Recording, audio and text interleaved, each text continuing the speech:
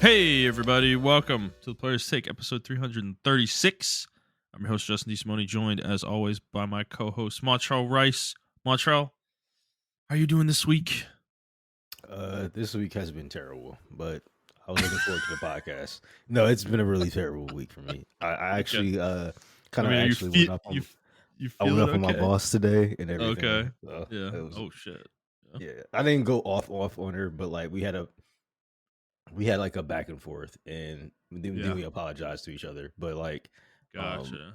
Okay. yeah, I've been under a lot of stress from my job and stuff like that, and I don't know who I should take it to when you're having a problem with a coworker not doing their work and like Mm, it's affecting you. Like normally I don't care about other people and what their performance or whatever, but now it's affecting me. yeah. You see, so I'm trying So to figure out the did you best take it route to to your do. boss or I was took it that to her part of before, and this is the second time I took it to her, and that's why we got into it because this is the second time I took it to her, and it actually affected like a project that we're doing. Like we're doing a yeah. remodel for the office and stuff like that, and Yeah. it's affecting that project because Okay. I actually needed some help uh, with something, and they said that they were going to help me, and they did not help me, and it pushed some things back for today. But I mean, everything got done today, but it pushed some things back. Everything should have been significantly easier today than what it Yeah. was. So, She like um, protecting this individual or so I want to say yes, but I talked to my other coworker, and they feel the same way. So I want to say yes, but you know, there's always two sides to every story. So I don't know the other side of the story, but I feel like they are protecting them, and I have no idea why. Like it just makes no sense why they would be oh, protecting. that's a really awkward situation. Yeah. So, um, Do you have a director above her that you have a yes, I do. relationship with? Actually, I Like, do have the my new boss is our vice president, and and he's over the entire IT team. So I report directly to him, and she reports directly to him now. So I think I am going to after this whole thing is over with, I think I'm going to bring it up and like say like you know this has been on my mind and stuff like that, or whatever. hmm So yeah, okay. I'm still thinking about it, but it is causing me a lot of stress and stuff like that. You may want to I document some things though, just so you Yeah, have that's why like, I start emailing them. I emailed the actual like yeah, documentation okay, of help that I needed, yeah, and I said, yeah, "Hey, we discussed in the meeting that we were supposed to do this. This wasn't done. So can we meet up this time to do this?" And then everybody replied back like, "Yeah, sure." Blah blah. Blah. And then it did not get done. So oh my god, yeah, so what a shitty situation. yeah, so Yeah, because like I don't want to encourage you to like get this guy fired or anything like that. But I yeah, mean, if the and I'm thing not is like, trying is to. I just want if to. he's not, he needs to be like pushed by her though. Like she like it's not we're not stepping straight to you wouldn't step straight to termination. Like she needs to like Yeah, go yeah, through the no. coaching process, and it doesn't sound like she's doing that. So Yeah, I just um I need to get that situation resolved. But I yeah mean, other than that, like everybody's cool. Even both of them are cool. They're cool people. Like I said, I have no problem with them. It's just, and like I said, I'm also trying to just like I'm not probably not going to do anything. I need to like everybody's under stress right now because we are all on deadlines. So yeah I think that's another aspect of it too. So that's yeah why I'm trying to be patient with it, but it is killing me. Like it's literally killing me. So yeah yeah. But no, I'm besides that though, I've been okay. okay. Uh, personally, but you know, work wise, it's just been fucking horrible, man. Like crazy. Mm-hmm.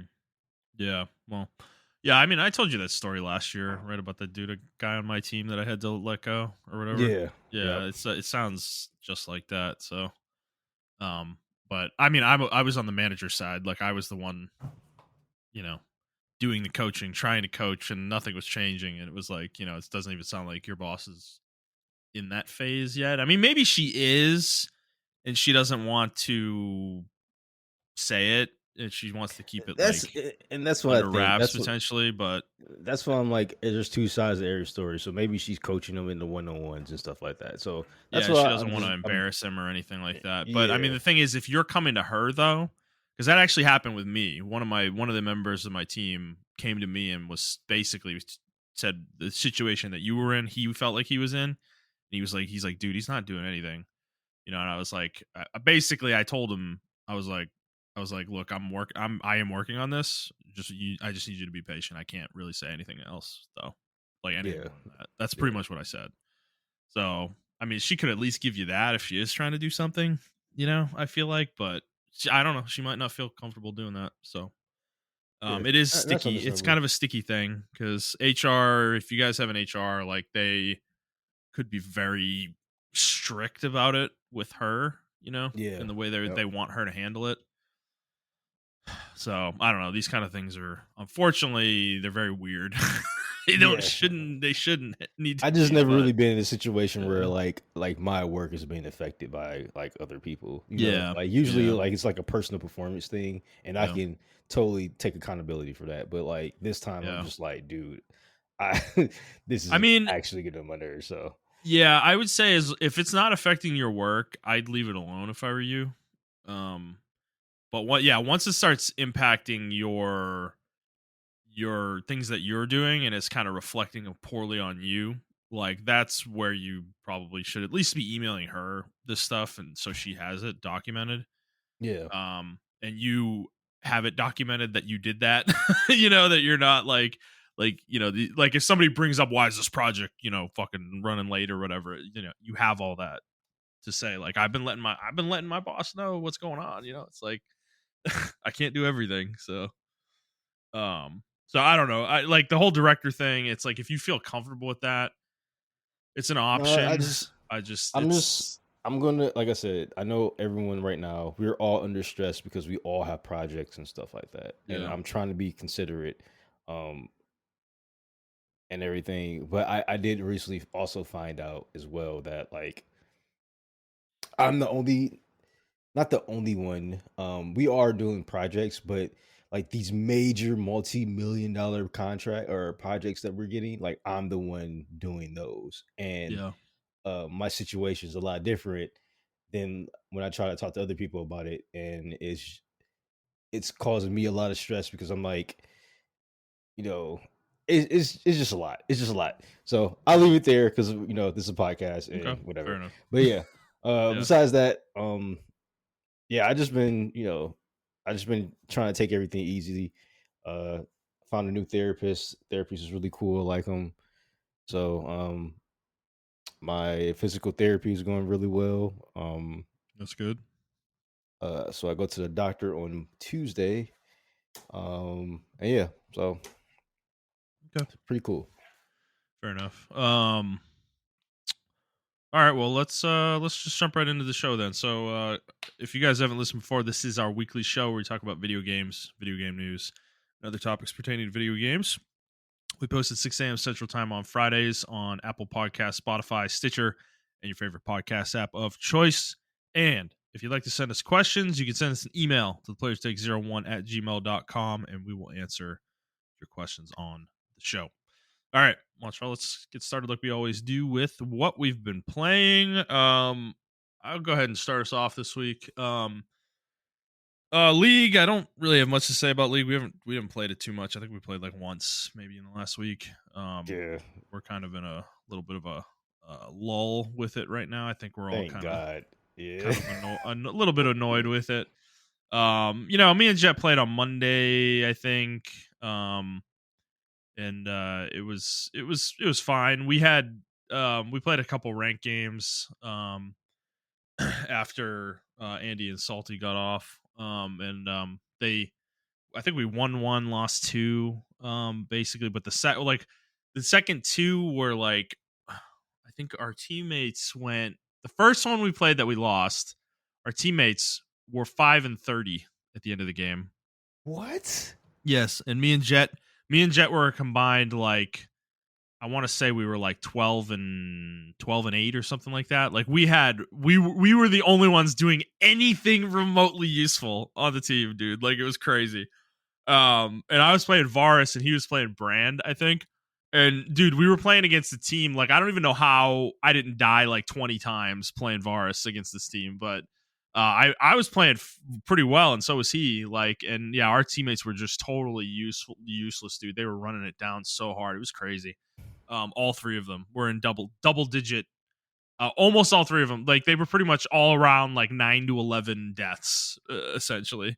It was really bad. And then the second game, we had we still had bad teammates. They were a little bit better in that game, but we had this volley bear who would jump in and then he would go chase somebody down basically and leave us against a Sejuani and a Mordekaiser who were both fed to fucking hell. um and he would go chase down like the support Lux, and me and Jet are like fighting the fucking tanks who are mega fed, by ourselves.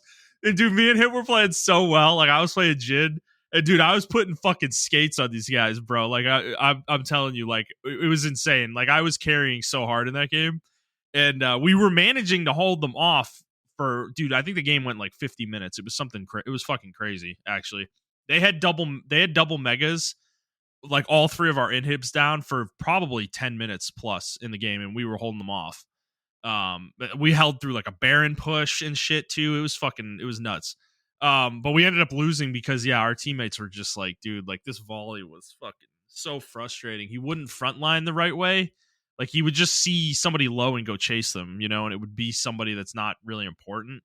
So then I'd be like 1v1ing a Mordekaiser, who's fucking, it's like if I get hit by like two of his abilities, I'm dead, and I was managing to like win and survive a lot, but it's just like you lose that one time and it's over, dude. So it happened at the end of the game. Like they were at our nexus and they just like they got on top of me. I couldn't get out. I didn't have some summoner spells, and I died. Jet died. Like Jet got hit by like a Sejuani's ult, and we lost. At that point, it's just like I don't know. It's just it's really frustrating to play that well and lose. It's like, but it's like we weren't like that angry about it at the end of the day. It's like, I mean, you're not going to win every game of League you play, right?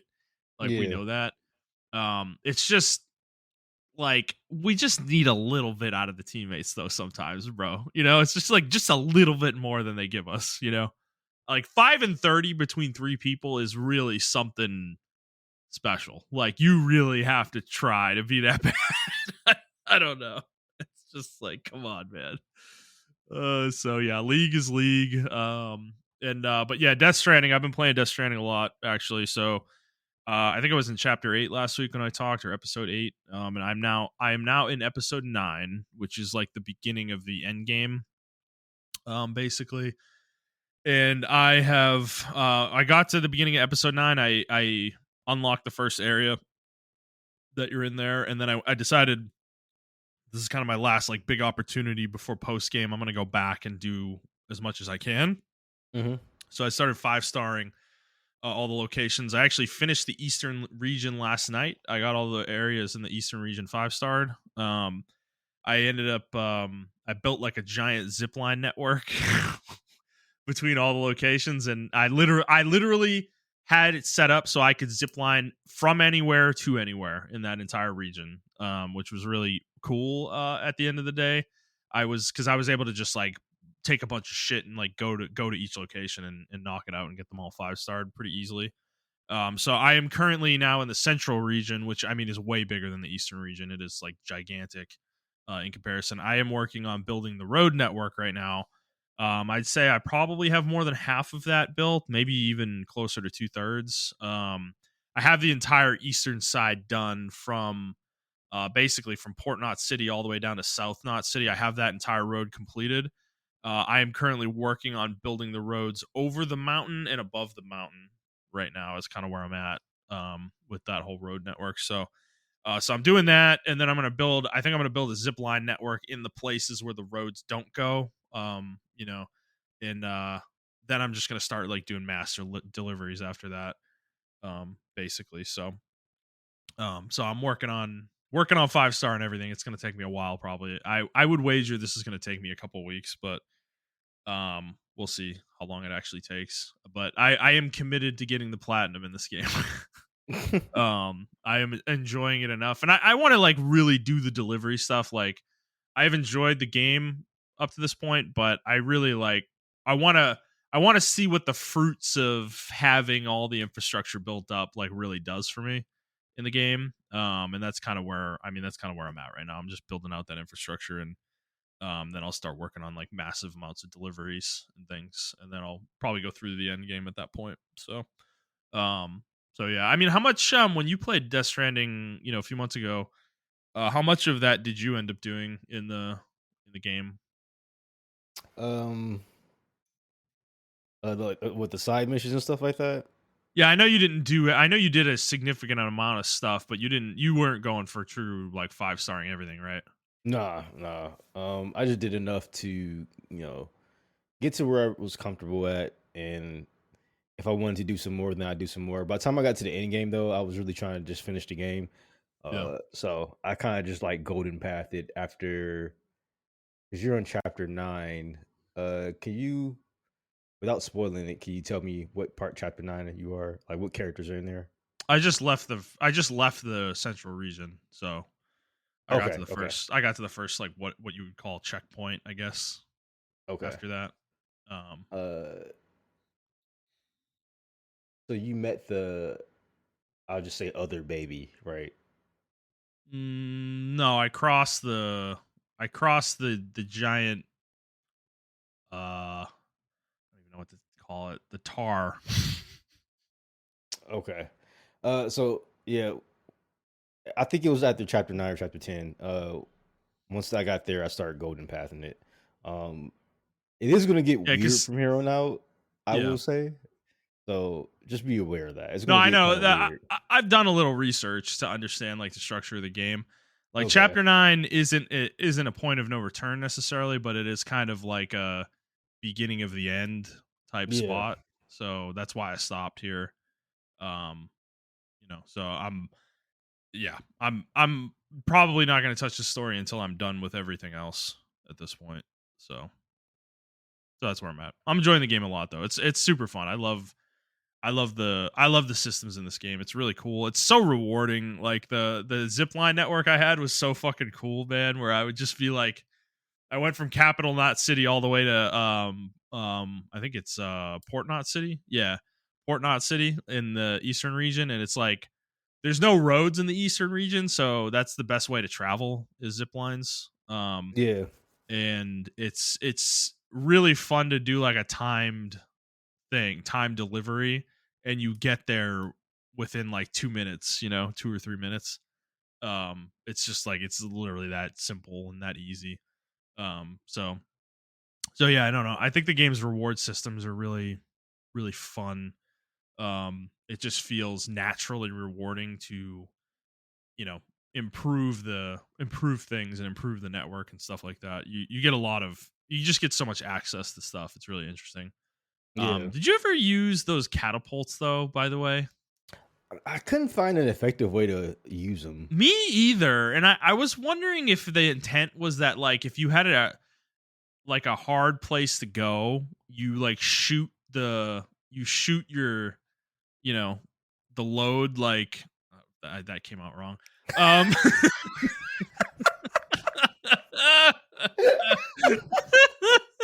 you shoot the cargo like ahead of you so that you don't have it while you're going through the rough part, like you shoot it over the rough part or whatever. Yeah, but I always um thought like wouldn't it get damaged when it lands? That's no, why I never shot you it. never even used it. Okay, so no, Okay. when you shoot it I thought the same thing, so I just randomly tried it with like a ladder, you know Okay. and it basically it'll pop a parachute. You can Oh, pop a okay. parachute and it'll float down and land somewhere. The problem with it is like you can't your control over it is limited, so you have to like choose the trajectory, and then I think you can control it when it's floating down a little bit, but if you shoot it into like a BT zone or something, you're gonna have to go there to get it. So it's you have to be kind of careful with it. That's I just felt like it wasn't super useful for me. Like there, even in the mountains, I didn't feel very comfortable using it. Frankly, I don't know. So I just thought that one it's an interesting thing they added, but I never found a specific use case for it. I just think walking with the like the carriers and stuff was more effective for me generally. Um, and then eventually setting up zip lines, and because dude, zip lines are fucking crazy. So I don't know if you knew this, like with zip lines, but if you have a carrier behind you, even if it has shit on it, you can Yeah, take it with you on the zip line. Like, yeah, I knew that. oh my god, yeah, it's Zip so lines are fucking overpowered, bro. dude. They're so broken, man. They rule. So no, it's really awesome, and the road network is really cool too when you get it like fully built. Just driving from one end of the map to the other. Like it's weird. It almost makes the game boring in a way because you're like not really playing anymore, but it's like that's the fruits of your labor though. Like you built the road network. So yeah, I don't know, it's just it's kind of a funny part of the game now because yeah, I don't feel like the challenge is completely gone, right? You can avoid the BT zones and the mules completely at this point. Like I don't even really have to interact with them basically. Mhm. And even in areas where you can't use roads, like I've just set up zipline networks that go over those zones and you can just go through them. You don't have to, like, you can zipline through a BT zone with no repercussions. Um so yeah, it's kind of interesting how you can just like nullify those areas in the game. But yeah, that's all I've been playing pretty much. So what about you, sir? Uh, I'll be honest with you. All I've been playing is Cyberpunk. Like that's it. I figured. Yeah, I figured you've been talking Yeah, chatting with DJ. yeah. So, but before I even talk about that, I did want to have one little ice or two icebreakers. So one you're talking about League of Legends. Yep. So this guy named Pentalus rather, uh, all his accounts got banned, and all his Smurfs accounts got banned, and like by the actual Wilder. That one guy who's been on there, I think his name's Drew or something like that, who's been on Yeah. Twitter, like talking to a lot of people. They actually banned his account. They permanently banned his account, and then they went back and Wait, gave was him a that the 30. guy he was going back and forth with on Twitter that you sent me? Yeah, yeah, yeah. Did you read all that, or probably not? But Really? he permanently banned him first, and then the guy was like, "I actually leveled these accounts like by hand." So then he's gave him a 30-day ban. But they are like people. There's a whole thing going on right now because like Riot is really cracking down on Smurfs now. Like I don't know Yeah, what's going on. Like, are they losing money? And they they're must really be or some. they They must be. yeah, because I think they're trying to get a lot of new players in, and I think a lot of new players are having issues playing the game because, like we said, with the Smurfs are a huge crutch to this game, and I think when Arcane came out, uh, that was their one time to do it, and I think they probably got like another Arcane type shit coming out soon or whatever, and I think they're trying to get ahead of it. And they're trying to get people like DJ who want to do the WASD thing as Yeah, well. And I'm pretty sure in the future, if they're going to be doing the WASD thing, I wouldn't see them having issues doing a controller, like yeah. just playing with controller. I was thinking the same thing, dude. Like League could be played with a controller for sure. Like I really Yeah. think so. I don't know if every champion would work super well with it per se, but I think they could do it. And if that is, I mean, there's no reason not to. If it's them, like just increase the accessibility of the game for people. I don't have a problem Well, with any of this stuff. yeah, Like and on top of that, you can start putting it on consoles. Like you can put actual exactly, league dude. on consoles. Exactly. Yeah, which would be kind of cool, actually. Yeah. I would be really interested in playing it on PlayStation, myself. Like that would be kind of fun. And yeah, so but no, I mean with that whole back and forth with the smurfing thing, like that guy I'm guessing was a streamer and he was so adamant that he wasn't breaking terms of service or anything and he's like I leveled it myself by hand and it's like, bro, that's still smurfing. Like Well, it's so that weird that these guys think that smurfing is like account buying. It's like it's a weird line to draw. It's like yeah, it's not what and it is. so people were saying, like, well, we use it for educational content and stuff like that, right? Which I was like, at first, I was like, okay, that makes sense. Like, sometime I even go to the educational content of the league and what to do in these elos. But then someone else made a really good point. His name's like Rat IRL or something like that. I think he's like a WoW streamer or something like that, and he's a Yeah, LOL streamer. yeah, But he made a really good point, and he was like, you don't really learn anything educational because if you are, you know, a high tier player like a master or challenger or whatever the case may be, right?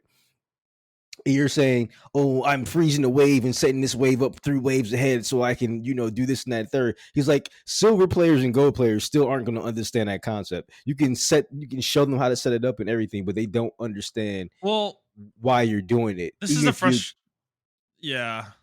I I think, and not only that, I think the other issue with a lot of that content is like they don't take the context in of a silver game into account when they're trying to teach these things. Is yeah, like I can't freeze the wave and do what you're saying. The game isn't being played in a way where it facilitates me having that gameplay. Like the enemy team and my team aren't playing in a way where I can do that. You know, it's yeah, like my support is blowing my wave up, or like the fucking enemy team is hard pushing. You know, it's like, you know, it's just like So it's and you can't communicate these things very effectively in League because people aren't going to listen. Number one, it's just like, so I don't I appreciate the idea of that. You know, you want to make educational content and you need to do it in silver to do that. But it's like dude, well, frankly to me, Riot. he was saying it doesn't work in general. He said if you want to really want to make educational content as a high elo streamer, do it in masters. He's like, Yeah. masters, we need to see your things against actual players with brain cells, and then that way if players see that against actual players with brain cells, then they'll know how to use those concepts against lower elo players and then actually climb. And I agree with that. Like I when I watch streams, I watch high. When I was watching when I was learning how to jungle, I watched exclusively high elo jungling, and I watched that, and I watched those streamers and see what they did, and when they be explaining what they're doing or whatever. I never watched you know, the Iron to Challenger series or whatever, because like they always stump those people, and I'm like, well, you know exactly how that champion that you're going against gets there, and you, or whatever the case may be, or whatever. So it's like, but when you're learning, when you're seeing high elo plays or whatever, uh some of it does translate down, and then that knowledge gets, you know, trapped in your head or whatever, and you can even see mistakes other people are making on the field because you have that knowledge of what Mhm. should be or how it should be played or whatever. So I just thought that was interesting, like uh the whole concept of like people are defending the Smurfs because they want. And then the other thing is the high queue times for like high elo players and stuff like that. Like, well, I gotta stay in queue for 20 minutes, and it's like, That's not a I reason to come ruin my game. Like, exactly. that's fucking retarded, dude. Like, that doesn't make any sense. Like, That was the number one thing I was seeing yeah, people were complaining about. It was the high queue times or whatever. And yeah, I don't know how you saw that issue. I mean, I think that's just when you're the top 1% of players in any game, that's gonna happen. yeah, And you can't right, skew the entire game for that top 1%. I'm sorry. Like, y'all are just too good at the game. Then I don't know what to tell you, like, yeah, or right. whatever. So It comes with the territory. I think you just have to accept it. Like, I don't, and I mean, I'm glad Riot's cracking down on it. It's just weird that it's taken them this long. Like, I mean, League's been around for 16 years. Like, what are we doing? You know, it's like I don't really understand why this has been such a like why has this been allowed to become such a cultural part of the game? Because streamers in League, one of the most popular things they do is go Smurf and fucking do clowny shit on game. You know, Jet's talking about Zwag all the time. You know, it's like I don't understand why Riot lets these guys do this shit. You know, it's like it's yeah, sure, it's entertaining and that might bring viewership to the game on Twitch and whatnot, but it's for the actual people playing. I would hate if Zwag was in my game playing Yumi top. I don't care if he's good. You know, he's ruining my game. Like, like that's like this is why when we play with Salty sometimes, like I love playing with him a lot of the time, but like there's some times where it's like he just hard carries us so hard. I don't even feel like I'm playing the game, you know? Like like nothing I'm going to do matters, you know, cuz he's carrying so hard, you know? So it's like it can ruin your game, you know? It's like it's just it can make the game not fun, you know? And I would feel the same way if somebody like Zwag was in my game doing shit like that and carrying, you know, or playing some weird quirky build and he's still dominating and destroying the fucking game. You know, it's like and as much as like you want to win, right? Whoever he's up against, like if he's mid, right, and he's beating the enemy mid laner, like that's so unfair for that mid laner, dude. You know, it's like that he's up against somebody that literally could run circles around him. You know, it's like it's just not it's not cool. It's making the game unbalanced, you know? And it's like I don't care if you're trying to like inhibit yourself or handicap yourself. There's almost no handicap you could do enough that would make it fair, you know? Like it's I don't know. Hence why he wins when he does Yumi top. You know, it's like it's stupid. Like that's how good he is. It's like so I don't know. Um I don't think it should be allowed in the game, and I'm glad Riot's cracking down on it. I think the problem for them is that they took so long to do this that it is an ingrained part of the culture, and people are going to be angry about it now. You know, like they're not going to accept it lying down because they've been able to get away with it for years. And that's Riot's fault, you know, that they let it Hmm. get to this point. And I'm thinking my thought process is well, like you asked why suddenly they're cracking down on this now is there's there must be some internal metric that's triggering this, but I'm assuming somebody in leadership is like really adamant about this, you know, because the level and speed to which they have changed, like 180'd on this, is pretty crazy. Because I mean, 6 months ago they were still just ignoring this issue, you know, and suddenly now Smurfs are like a huge problem that they want to fix. You know, it's like, I mean, great, I love that, but I don't know, it's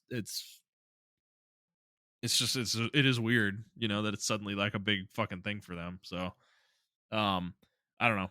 I mean, I hope they can actually fix it too.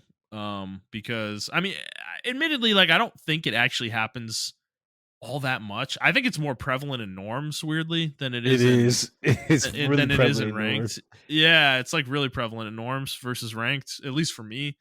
So I don't know. It's yeah, I don't know. I mean, that's their focus right now, and it's great.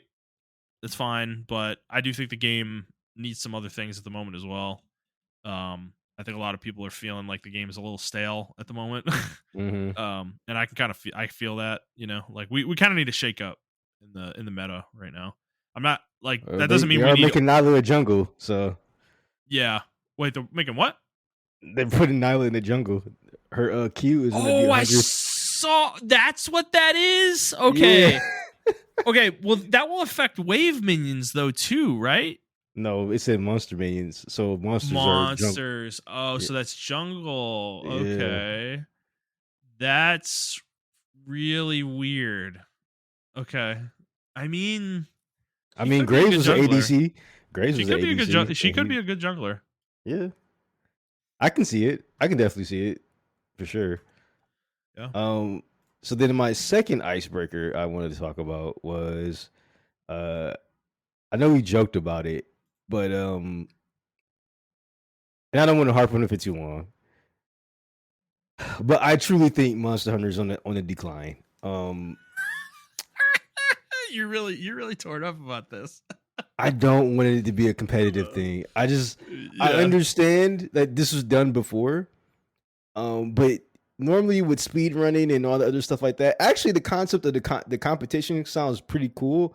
I think it's like a 2v2 thing, like it's like a poacher versus hunter thing or something like that, and they have Yeah. different rule sets of how they hunt. But I just I don't know, man. Like a competitive Monster Hunter, it's just gonna get really toxic really fast. I can see people booting people out of hunter parties because they don't got the right build or something like that for a Definitely. monster. Oh, absolutely. Um, I just don't. I'm me personally. I know I'm old, but like I'm tired of esports, bro. Like there's a place for esports with certain games. You got your Fortnites, you got your League of Legends, you got your Halos, your Call of Duties, and all that shit. Those are like good esports games, right? I not every fucking game needs an esport, dude. And Yeah. Monster Hunter is definitely one of those games that do not need an esport. And when I saw that, I was just like, yeah, this is the death of the game. Like this right here, we're gonna look back at this moment and say, what have we done? Like Well, legitimately, it's I like think, the WoW, it's like what happened to WoW, right? yeah. I always talk about this, like elitist jerks turn World of Warcraft into a numbers game. And if your numbers don't aren't high enough for the people you are grouping with, they're not gonna group with you. You know, that's what WoW turned into. And then Blizzard kind of fed into this with like item level and shit like that and gear score and all these fucking concepts. And then it became a thing where it's like, if your gear score is not at this high, at this level, you're not coming, you're not welcome, or whatever. And it's like, it became a community that was exclusive rather than inclusive, and it Mm, made WoW not fun as a result. And that's what these systems tend to do. So if you have some kind of competitive mode in Monster Hunter, you're going to end up getting the same thing will happen. It will become an exclusive mode rather than inclusive, where people will be so obsessed with winning that if you don't have if your gear's not up to snuff in some regard, or you don't do enough damage or something, like, you're gonna get kicked. It's like, it's gonna be shit like that, or they're gonna look at your profile. That's why I think competitive games need to be competitive. Shit in RPGs is one of the dumbest concepts for this reason. The reason it's okay in games like League and whatnot is because everybody starts on an even playing field at the beginning of the game, right? There's no advantage to anything you've done outside of the game, basically. So it's I don't know, like, competitive shit in like World of Warcraft. That's why, like, Arena, I think it's just so fucking stupid, dude. Because it's not equal, right? Like, the opponent you're fighting against might have better gear than you, and it's gonna be this. It could be the same in a Monster Hunter thing too. I'm sure in this context we're talking about, these are like sanctioned events where they have like predefined loadouts for the teams, I would assume, and they're making everything equal, for the most part. Because if they're not, then that is stupid. yeah, um, it's not even really worth talking about. But yeah, if this were to become a mode though, or something like that you could like queue for, I don't think it would work very well because everybody would have different gear levels, at yeah. any given time. I don't know, man. I'm not really too fond of it. I think it's just gonna lead the community already. The community's okay right now. I don't really have any problems with the community. I mean, they have shit opinions. I think Monster Hunter does have one of the, like, as far as opinion wise on the game, they have one of the worst opinions in I've ever seen of a community. Like, it rivals maybe Sonic community as far as like where the game should go and how it should evolve. They really want, like, they want to bring back underwater combat and all this stupid shit, and it's just like, you guys don't know what Monster Hunter needs to be done or whatever. Um, but I mean, speedrunning was also part of the community, but it was also community driven. I get really nervous when corporate starts getting into like community driven stuff. It gets really, really muddy, really fast. Um, and I don't know how I feel about this with Capcom. So uh, it, I They don't know. can't do anything right with Wilds right now. Like, they're I really think they bit off more than they can chew, bro. I really yeah. do. I think they should have focused on making a good game first and fixing the PC issue. Mhm. Um, Mhm. and I, I I hate to say it, but it looks like this is another case of like just being rushed. I think that this game was rushed again. Like like the stuff that we're seeing in the roadmaps we're seeing just doesn't make sense. The level 10 monsters or level 9-star monsters, and it's the same 8 monsters. Why don't we have 9-star Rathloses, 9-star Rathians, 9-star Yi and Kutkuts? Like, why don't we have these like monsters like that? Why are we just doing the Mhm. same fucking monsters? So I don't know. And people were trying to tell me like Worlds was worse, and I'm like, maybe it was, but I also took a huge break from World. So, I mean, I'm trying to look for an excuse to come back to Wilds, but um it's just not there for me Yeah, at the because moment. Wilds doesn't even have like Azure Rathalos and Pink Rathian, right? No, but that didn't come until in Worlds until G G rank. rank. It was the same thing in World, but dude, that's always been a high rank monster. Both of those. Well, on top of that, I want to say the Arch Tempered stuff. Like, they almost had Arch Tempered of every monster. No, they didn't. Not in World either. I don't know. I just don't like the way they're handling this, and they need to do a better job. Like, this is not good at all. Yeah. But yeah, no, I mean, I think since World, like, they've had this problem because, like, it was clear that whatever they were doing, their pipeline for monster creation was just not fast with this newer engine. and I think that's showing through again with Wilds because, like, yeah, dude, Azure Rathalos and Pink Rathian, um, they were always high rank monsters. Like they showed up in high rank first, with the older games, Yeah. and then Gold and Silver would like Gold Rathalos. Is it Gold Rathalos? Yeah, I think no, Gold Rathian and Silver Rathalos. Those would be G rank monsters. You Yep. know, that was always how it worked, and now it's not like that. Like those are like intro level monsters in G rank now is the way they handle those. Is like there are mid level monsters, I guess I should say, in G I rank, mean, and and you're you know, right. I think the engine that they use now, they just don't know how to have a good pipeline for it. yeah, I don't think they have an efficient process for monster creation. Yeah, they it needs to be better.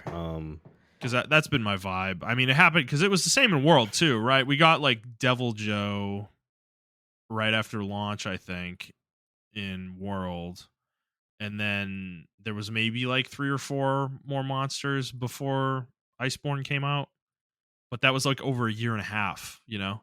So we got like yeah, 5 monsters in a year and a half. Like that seems really crazy. That it's that slow, you know. So yeah, I don't know. It whatever pipeline they're using is just doesn't seem very efficient. So because yeah, I'm anticipating with the G rank when it comes out for Wilds, like it's it's gonna be definitely crazy. It's gonna like it's over double. It's gonna like more than double the number of monsters in the game. Is kind yeah, of my but thought. it's definitely gonna be underwater combat. I think that's gonna be the gimmick, man. You think And, that, bro? and I'm No, not dude. No, no, no, no, I'm not no, playing no, it no, if no. that's what it is, Dude, bro. I'm sorry. if they release Golbule before fucking G rank comes out, I'll agree with you.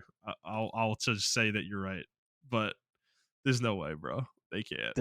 I think they're gonna do it, bro. I think they're listening to a weird sect of Monster Hunter fans, and those fans really want fucking uh underwater combat. Just think how better it would be, bro. It's like, oh We my have the god. technology to make it good now. It's just like I just hate underwater combat. But anyway, so Yeah. on to the games I've been playing. I haven't played. I don't even think I played fucking what you call it this week. Um, I did play Battlefield 6. This past beta. This was the last week they did it. Last weekend they did it. Hmm. There are definitely some more things. Like the paint started to wear off for the beta. They definitely Yeah, need to improve the some things. sheen, Yeah, the honeymoon ended a little yeah, bit. Yeah, I saw the negativity start to pop up this past yeah. few days with it. They definitely need to fix some balancing stuff. It's bullet registration. I definitely think they need to go back to class specific weapons. I don't think people should be able to make Hmm. um Use any well weapon. use any weapon for any class. That's the Battlefield 2042 way. I don't like that. I think they need to balance it a little bit more. Also, they need to have more incentive. They need to rearrange some stuff as well. They need to be a more incentive for people to play assault characters. Because as of right now, everyone just plays medic because that's the best frontliner. Even though assault is meant for frontline, um, they just need to rebalance some things and stuff like that. So, uh, also, at least the 2 maps they gave us, it's too. One of the maps for was it Conquest is too congested, and there have been people just been camping in corners, and they're doing like Call of Duty shit, and they're just camping in Mm, corners and stuff like that.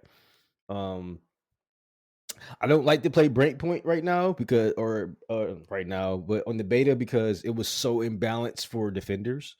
I already mentioned that before, but yeah, it's too imbalanced for defenders at the moment yeah. and stuff like that. So they definitely have to work on some stuff. And I mean, they've been taking the feedback and everything. So I commend them for that. One thing I hope to God that they do not do though is do not listen to Tim the Tap Man, Dr. Disrespect, or any of these fucking streamers, dude.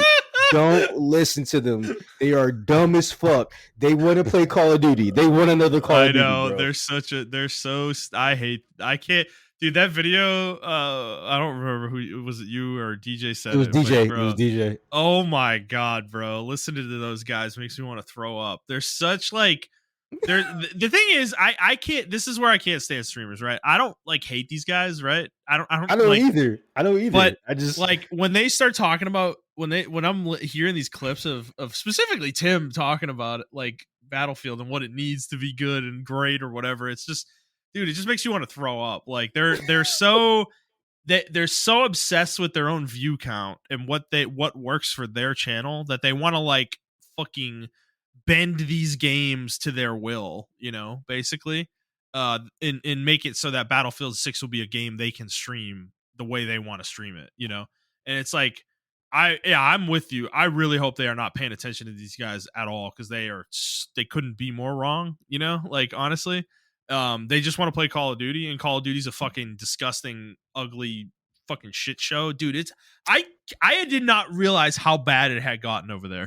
Like, I seeing some of these videos, bro, with like the Nicki Minaj skin and shit, bro, and like the Beavis and Butthead. oh yeah, What is happening over there, Activision? have, bro. It's all like because I unfortunately some of my followers like retweet like Call of Duty shit, so I've been knew this shit was going on, bro. Oh my It's god. it's like Fortnite for adults. Like Yeah. it's literally that's Yeah, what it is. And like they got the Transformers, they got the Teenage Mutant Ninja Turtles in there. I know they have Bro, like Attack on Titan. That was one of the first ones they did. yeah, Wasn't it? yeah, they got I Attack on remember Titan that. and stuff.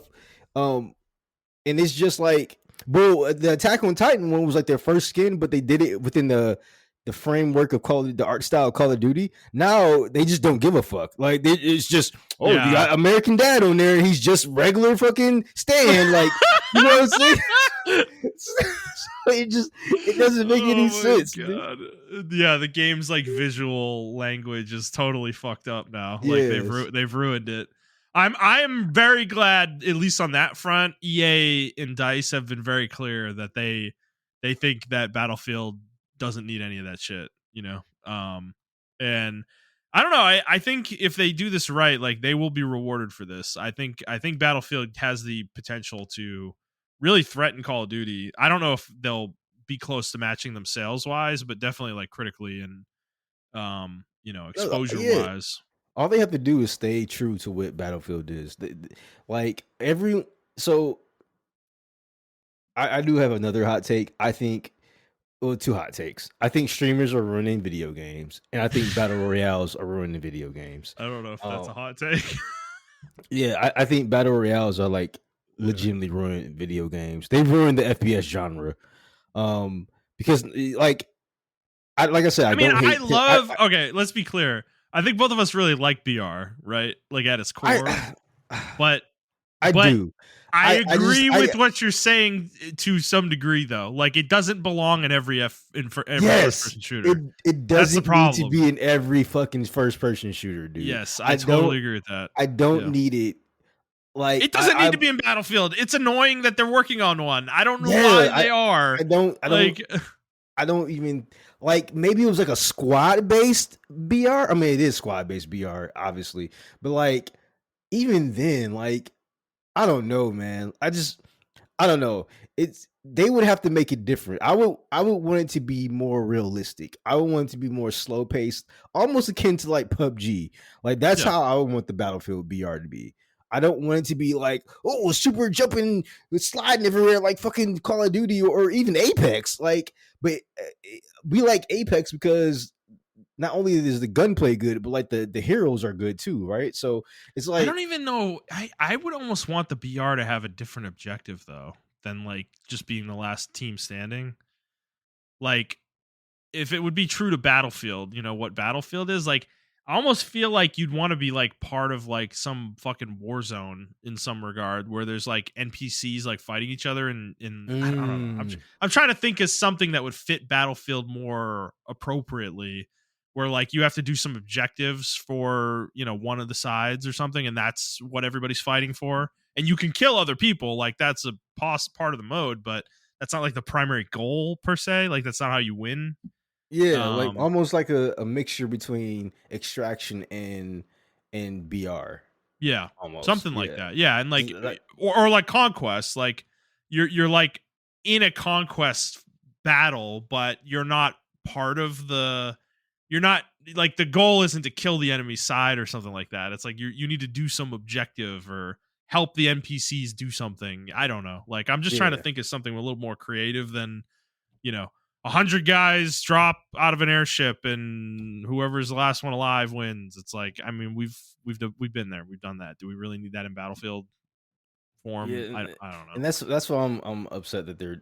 I just want, honestly, I want BR to die. Like I love, as much as I love the three games that I like, which is like, Yeah.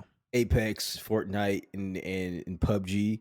Like I just want the franchise or the actual No, it thing needs to to go die. away for a while. We need, like, I think what we need is, like, frankly, because I'm kind of with you. I think we need these games to whatever slowly fade away, right? And we don't need anybody making BR for a while, right? And Yeah, then we need in like five years or 10 years, somebody comes out with some new BR that's like really actually innovative and is like badass, like it really yeah. advances the genre forward in some regard. Like we don't need these copycats to keep happening. Okay. Like they're not BR on its own is not good. Like it's not inherently a good mode, you know, or Well, that's genre, what, whatever you want to call it. and that's what, that's what the Tim the Tap Man was actually saying the opposite of. He was saying like it needs a BR because BR is just that good, and it's like no, you just want content, No, and BR is good for streamers, right? It's very yeah, good yeah, streamed content, right? If you're watching exactly, somebody play an FPS, it's way more fun to watch a BR than to watch a Halo match. Halo yeah, is really boring to watch, but Halo is really fun to play, you know. yep. That's the thing, and I think that's their understanding, right? Nobody's gonna want to watch them play Conquest on Battlefield. I don't think it's gonna be that fun for the viewers. Well, don't stream But that game. I don't know. Like, yeah, exactly. Right. Like not every game is made for you, bro. Like, it's like well, if not every it game needs to be made with with content in mind. I don't or know. That's streaming just in me. mind. Yeah, With streaming in 100%. mind, yeah. Yeah. Yeah. No, I agree with that too. I think companies catering to that is a negative thing in video games. It has become a negative thing in video games big time. Because they are again, it's the same reason they put microtransactions in their game. They're chasing money with these things. They're not trying to make the game better, by making it streamable. They might actually be making it worse. It might be better for somebody to view, but like we were just saying, like Halo doesn't need a BR. It's like Halo's fun as Halo, but in order for it to be a streamable game, it needs a BR. It's like that's not a good design path to follow for a video game, so and that's kind of where we've gotten to in recent years. um and I do think the companies are realizing this a little bit. There's kind of like the pendulum is kind of swinging back the other way a bit, so I don't know, we'll see. I kind of hope they don't actually come out with the BR and they don't ever figure it out and they just cancel it. That would probably be better for Battlefield if that was the case. Because yeah, you have games like Helldivers, for instance, right? Like Helldivers never did it. They don't have a BR, like there isn't even a PvP mode in Helldivers, right? So Mhm. they stuck to their guns, like what they are specifically, and it worked. It's worked for them, I know they've had some rough times here and there, but overall they were a successful game. And they didn't need a BR for it to be fun. So I don't know. It's gaming is like such a frustrating industry because it's one of the places where you would think copycats make sense the least, where you'd want to be unique in this space, but it's the space I've seen the most in my life where there are copycats, where companies just try to copy another game's idea and put their own skin on it and try to sell that, and they think that's going to work, and it's like that's not how games have ever worked. I mean, yes, you can make money that way, but no one's ever going to respect you when that's what you do, you know? And if that's the case, you're never going to break out and become the leader in the industry of anything. You're just going to be a follower who's known for whatever mediocre games, that are Mhm. just copycats. It's like, um, that's why I hate that these trends happen. Like, it's so frustrating to watch this stuff where, like, I mean, back in the day, WoW was the thing, right? Everybody started copying WoW. Every company on the fucking planet wanted to make an MMO, and it was like none of you even knew what an MMO was before WoW got popular, um, and you walked into that not understanding what it takes to make a good MMO, and none of you made a good MMO, and they all fucking failed. All these companies closed. Everybody lost tons of money. And then we go through this shit again. I mean, it's happened multiple times in between these two things, but then BR happens and we go through the same fucking cycle. Everybody's like, oh, we gotta make our own BR, and no one knows how to make a good BR because they didn't actually think about it, so they don't end up making a good BR. They just copycat another game and nobody likes their shit. And then all these companies lose a shitload of money and fucking studios close. And we're just going through the same shit again. It's like, I don't know why unique idea, like the game industry is so allergic to coming up with their own ideas. It's so weird, because it's a place the industry has really gotten to in the last 5 to 10 years. I feel like, where trying to find unique games like that are truly actually unique feels so hard nowadays in the specifically in the AAA space. I'll put that caveat on it, but Yeah. like the big companies just do not want to come up with their own ideas. They just want to be derivative of something else. I'll say the only company that's really trying, and I say this with caution though, is, I think, like, there are a couple of companies, but the one that sticks out to me, actually, just for me personally, is Capcom. I think they're trying new stuff with their IPs and stuff like that. That Pragmatic, or Pragmata, yeah. Pragmata. I saw the combat for that. It looks unique. It's like a Technomancer type combat. Yeah. And you gotta solve a puzzle while you're fighting the dude and everything. And I think, like, stuff like that, it kind of took me back to like 2000s when, like, people were just throwing shit at the wall and trying it or whatever. So I was just like, yeah, I'll try it. Like, I'm gonna try to play it and whatever. So I don't know. I think stuff like that needs a return. So, but yeah, sorry to get sidetracked on that stuff, y'all. That was my Battlefield 6 experience, though. I think, hopefully, I know the game's gonna be really good, and yeah, hopefully when it comes out in October, they do not take the streamer's advice. Yeah. So second, I've been playing Cyberpunk. I'm not gonna spend too much time on this. But yeah, I'm enjoying the game so far. I am, like, really immersed in my character. Like I said, I started as a street kid who has, like, really good hacking abilities and stuff like that. Her name's V, and, like, yeah, she's a net runner. So I'm just using my hacking skills and stuff like that. I do have, like, a hack stealth build, but it's like a hack stealth and combat build because I respect it a little bit. But I discovered, like, a combo, and now I'm building on that combo. So now my build is like the Sharingan build, I call it, because obviously you hack with your eyes or whatever, right? So, but my combo that I do is yeah. So it's the black flame technique, I call it, but obviously it's not the black flames. They don't have black flames in the game, but in the game, you can set people on fire with it's called overheat or something like that. You can set them on fire with your eyes. Yeah. So obviously that's like, the shotgun. That's kind of that's pretty close. And so you do something called contagion, which you can make them also sick. You can start making them puke and stuff like that. And if you combo that with the overheat, they explode. So I've been doing that. I can, like, take out an entire room with people just with my eyes before I even get in there or whatever. It's so fucking cool. I don't know. The game is really fucking cool. I'm glad they fixed it, and it's free on PlayStation. So if you haven't played it, or you're like, I don't want to give CD Projekt Red my money, and it's like, well, it's free on PlayStation, so you're not giving them any more money. I can't actually wait until the second game comes out. I know that's going to be years from now, but hopefully they build upon what they had here. I do hope they put a third person mode in the game. I do really want to see my character move, like, in action and stuff like that. So I don't know. I think the world's pretty cool. I did some more deep diving on the lore and everything, and unironically, as far as America, Night City is the best place to be. America is fucking shit. Holy shit in this world. It's fucking brutal. And Night City is not the best place to be, honestly. But compared to everywhere else, I'll Yeah. put it like this: like America is nothing but like legitimately only like nomadic tribes at this point. Like that's how bad it is Huh. Wow. for America. Interesting. But other countries are like are some other countries are thriving.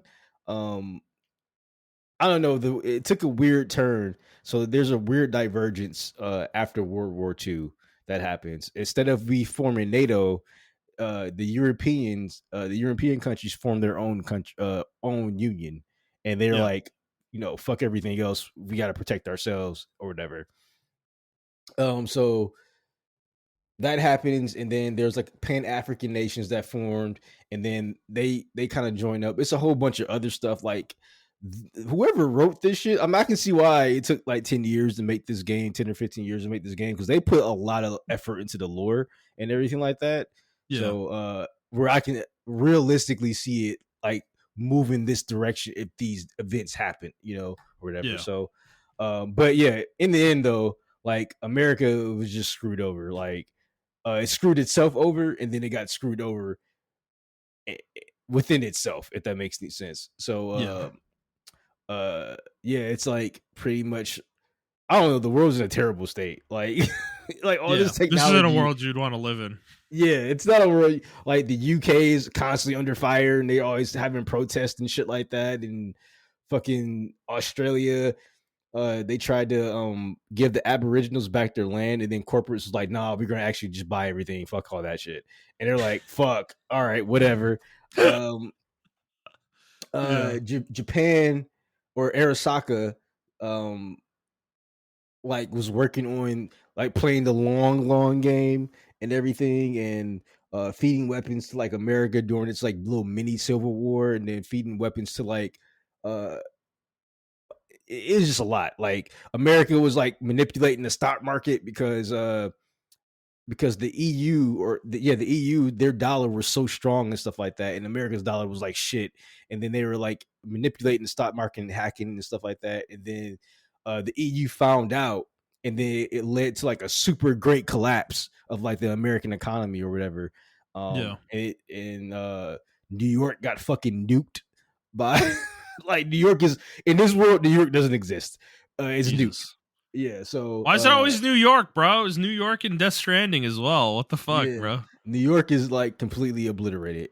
And then Los Angeles is 35% of Los Angeles underwater because of a huge earthquake. It had a 10.5 magnitude earthquake. Yeah. Uh, the parts of the Midwest is nothing but a huge dust bowl. Yeah. Just because of like environmental shit that was always happening. Oh, because over in the Middle East, a lot of those countries nuked each other, so they kind of had a fallout throughout the entire world or whatever, but not like a fallout for like how it is in Fallout the universe or whatever. But Yeah. Yeah. they were using like little mini tactical nukes, and obviously that fallout still can affect the environment and shit like that. Mm-hmm. Yeah. So yeah, it's just a lot. And corporations are pretty much running the world. So if you're that free market guy, this is your game, man. You love it. Like I'm the free market. Uh, and it's Yeah. it's just really cool though. It's a really cool game, really cool world to play in, not to live in, and to actually read. I think there are cyberpunk books. I might actually try to read those. I I mean, think there there's is the a show. tabletop. There's the Netflix show. Yeah, I already watched the Netflix show. I watched that last Oh, year. okay. Yeah. I think there's a tabletop cyberpunk as well. Well, like this is based on the Cyberpunk tabletop Oh, RPG. okay. That's what it That's is. the original Cyberpunk from, Okay, gotcha. and Okay. they leverage that IP for this. So a lot of the lore that you're talking about might be from that. Maybe. Okay. That makes sense then. All I'm right. not sure, but yeah. No, I'm that sure makes CD sense. Projekt filled in some blanks for sure. No, So that makes a lot of sense why this is like very, very, very um distinct and very yeah, organized, if that detailed. makes it detailed. Yeah. Yeah. Like there's an actual timeline of history Yeah. clearly, yeah, which is interesting. So, yeah, dude, I don't know.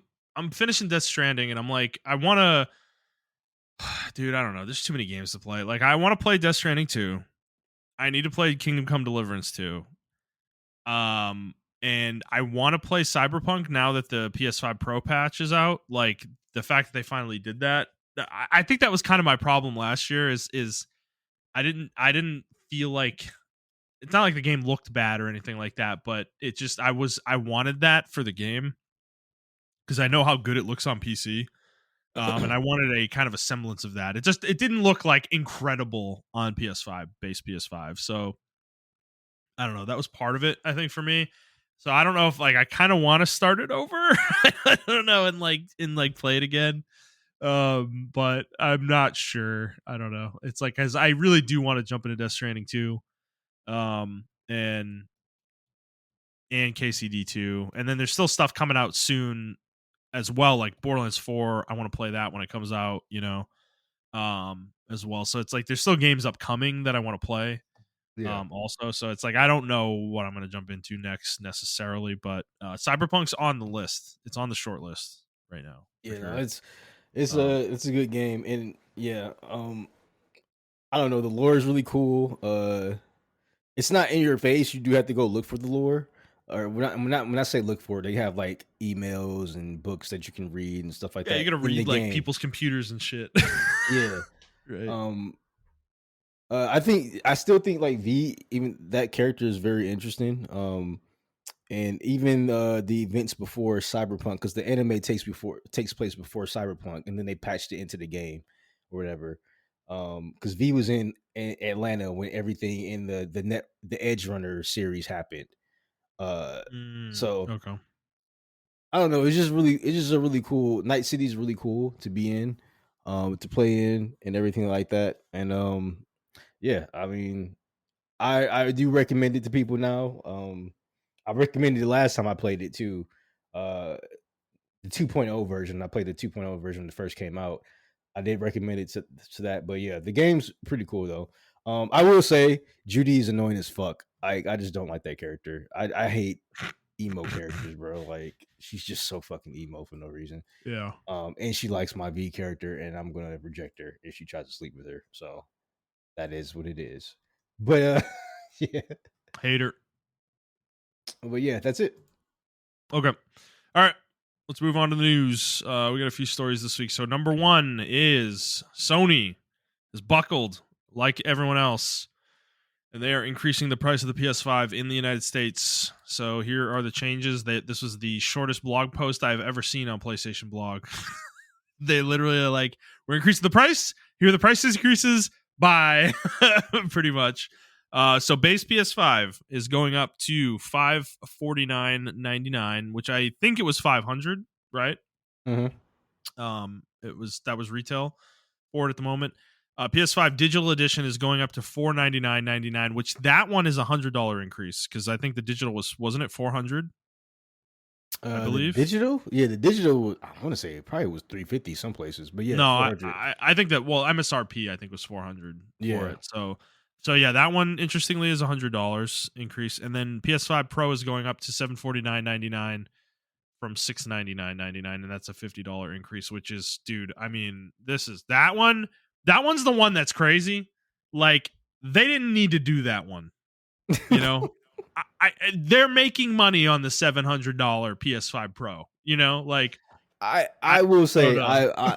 I'm looking for it. I think next week if it's still there, I'm gonna buy it off Meraki or Macari rather. For someone was selling it for about 550. I think I'm just gonna buy it off of Damn. that. Okay. Okay. Yeah. Um. Yeah. I don't know. I mean, obviously, we've seen Nintendo increase price. We've seen Microsoft. Microsoft's was even more steep. Was like $100 per SKU. So this is not necessarily a surprise, but I was really feeling. I mean, we have talked about it. It feels like Sony was very specifically waiting as long as they could to do this. I think they were really trying to take advantage of Microsoft doing it so early, and then even Nintendo doing it. I do think that was deliberate. I'm surprised though that they didn't hold the line on it. Like they really could have. I feel like they really could have eviscerated Microsoft this holiday season by keeping the prices low through the holidays, but I guess they just didn't feel like it was worth it for whatever losses, like margin they've Oh, you lost, still there? with things in recent months. Um, so yeah, I mean, PS5. This is already live, by the way. By the time you hear this, like this is already live. You may be able to find it in certain pockets for old pricing. So if you really wanted a PlayStation 5, this is really going to be your last opportunity to get one cheaper. Um, it's just this is such what a weird generation this is, man. Like this is prices are going up 5 years into the generation. Like this is such a weird thing. This is definitely not a typical thing in video games, but um, we are where we are, I suppose. Yep. All right, let's move on to our next story. Mark Dara, former executive producer at BioWare. He worked there for a very long time, and he worked on a lot of games. But he has a YouTube channel where he releases videos every once in a while, and he released one last week that we want to talk about. It's actually been a couple weeks. I missed this. DJ ended up informing us about this one, but I ended up watching the whole video, and he goes over kind of what went wrong with Anthem is what he titled the video, but he didn't do. He has more coming out with this, so this isn't complete yet. He only detailed from I think it was like 2011 through 2017, but he wants to go all the way through the game's release. So he has at least one more video. He said maybe even two that he wants to do on this. So this isn't totally finished, but he talked about the game's development from his point of view, what went wrong with it, and you know, we got some new info in here. I will say a lot of these things we did know. He's kind of reconfirming some of them though, because if you remember, after the game came out, like Jason Schreier did that huge expose about this game's development. So we had a lot of that info from that, or a lot of this info from that, but Dara kind of recontextualizes a lot of it. But one of the big things though he mentioned was how the game got originally pitched by Casey Hudson, and this being a huge anchor for the game ultimately down the road as they went through development, where he pitched the game as, so basically they were going to make a live service game, and he said, what if, quote, what if it was a BioWare game but it could do FIFA numbers, end quote. And um that got the EA executives at the time very excited, you know. And they really latched onto the game because of that. And a lot of the vision ideas he put forward for the game in that pitch meeting kind of became things that were really like solidified and concrete, even if they didn't make sense down the road. One of the things that Dara kept mentioning was that the game was supposed to have 6 javelins, and he didn't understand where that number came from, and he suspects it's from this pitch meeting. That it was so ingrained in executives' heads that they just kept going for the 6 javelins, even though that didn't make sense in development. Once they started developing the game, the timeline wouldn't have worked out. They didn't have time to do it. It would have been too much complexity, like too much scope for them to handle. And eventually the game launched with 4 javelins, with I think they each had one, like 2 subclasses or whatever, from what I remember. Yeah. Is what we ended up getting. But it's that very much worth listening to. It's about an hour. I'd say go watch it yourself if you want, the full thing from him. But yeah, I mean, Montreal, what did you take out of this video from Dara? I didn't watch the full thing, unfortunately, because it is a Okay. multi-part series. Yeah. Unfortunately, and when DJ put it in, I was like super busy. But I don't know, like just from the pitch meeting and stuff like that, from the stuff I read in the actual article, I thought it was very interesting. Yeah. How I always knew pitching was important to gaming, and Mhm. I think this is why I ultimately just left the field. obviously it was really hard for me to break in. I wasn't super talented in it as Yeah. well. Um, I had some skill, but not enough skill. And another part of it is the extroverted part of gaming, and that's pitching. I am a terrible salesman. If you tell me I don't want to buy something, I'm like, all right, bro. Well, you don't want to buy it. I'm not gonna be able to convince you.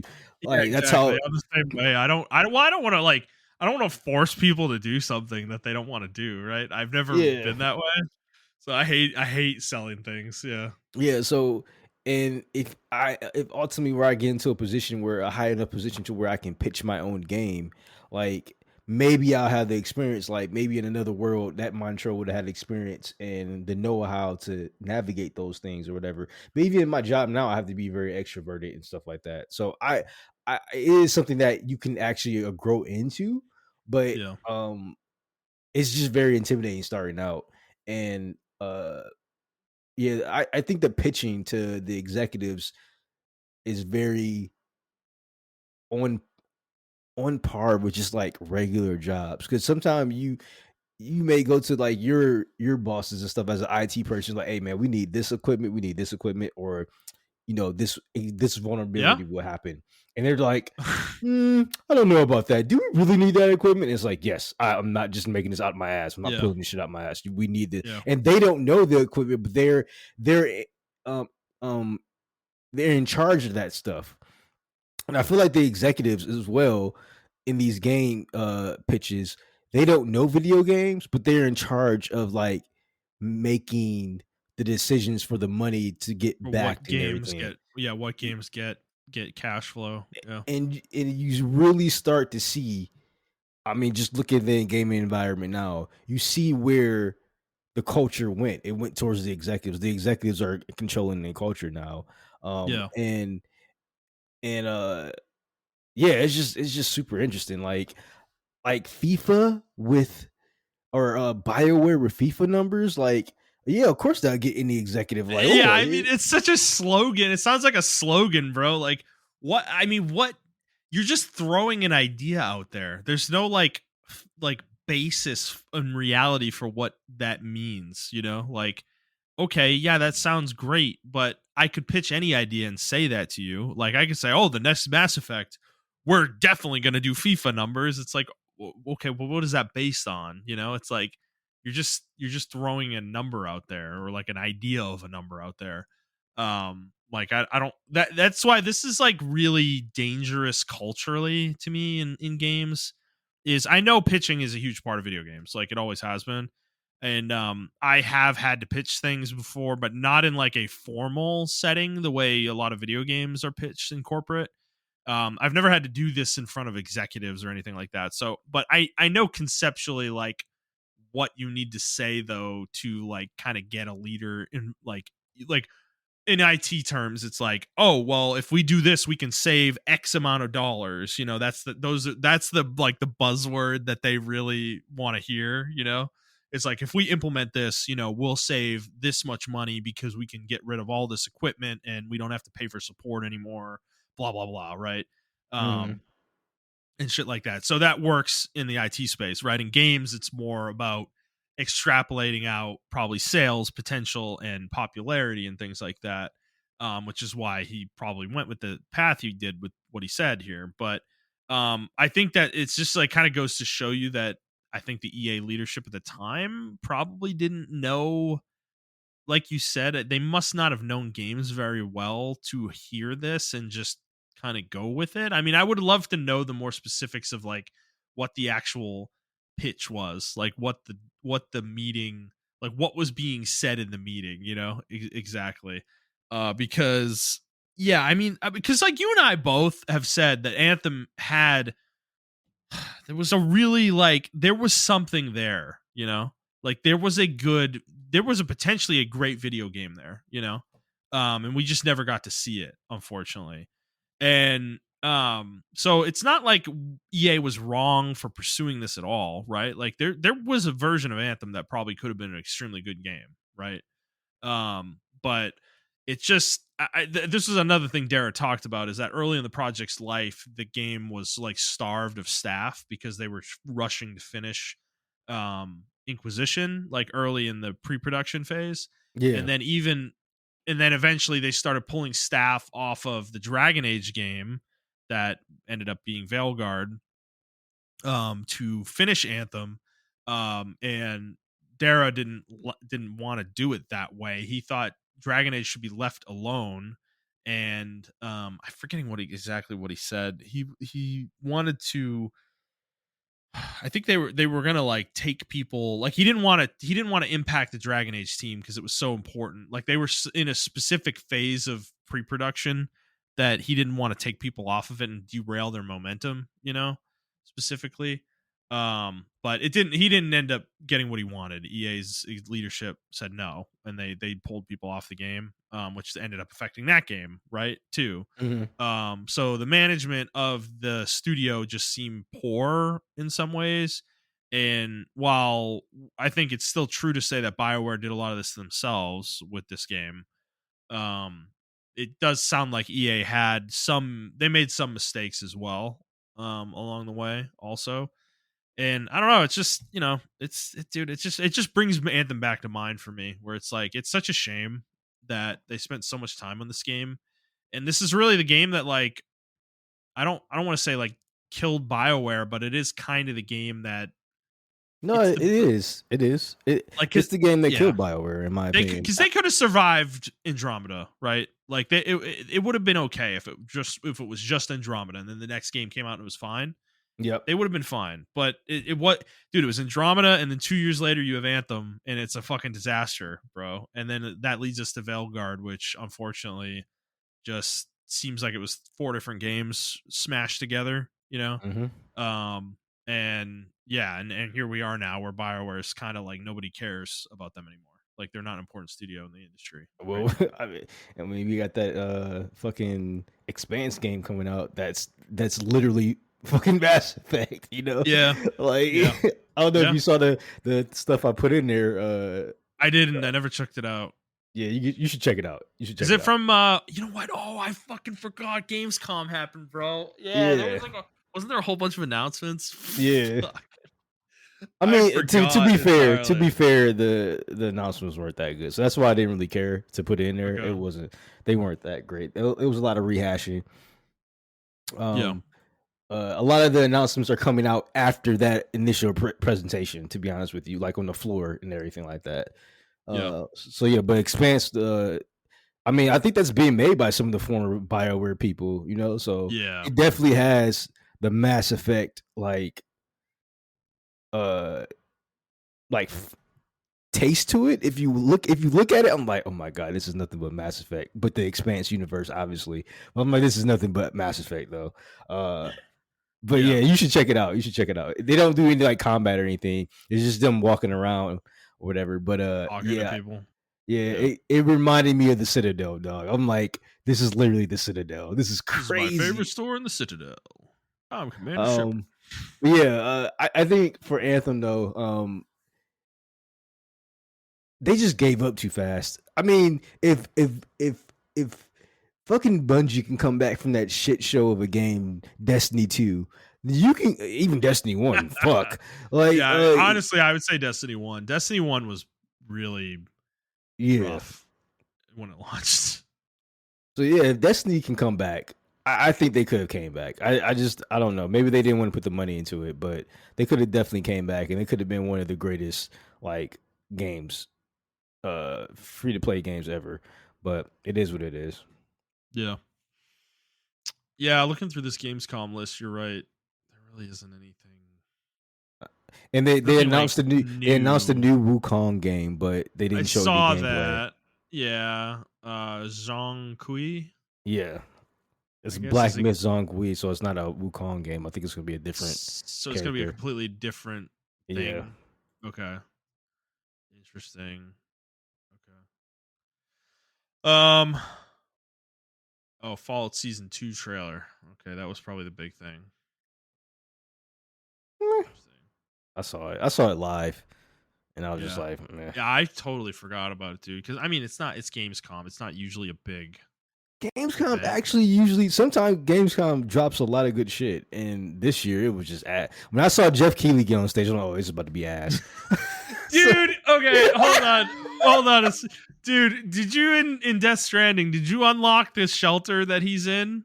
no, I got the shelter that Conan O'Brien's in though. Did you get Conan I O'Brien? got both of those yesterday, dude. Like, so he's in the eastern region, like Jeff Keighley is, and bro, it's so weird. It's such a weird thing, man. I hate this shit in games, you know. I don't like you remember when Jessica Chobot was in Mass Effect 3 Oh or my whatever god, her back in the model day. was so bad, dude. I Her model fucking was. hated that, man. I was like, what are we doing, bro? Like, this is not, I don't want people in games like this, you know? And I've gotten more used to it with when, you know, it's like somebody famous, they just like body scan the main character's actor into the game or whatever. Jessica But Chobot wasn't even built like that. In yeah. Mass Effect, you remember how big her butt was?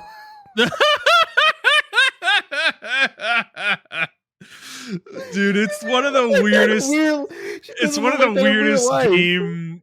I'll call it like a game artifact from that time period because I mean, what a weird inclusion, you know.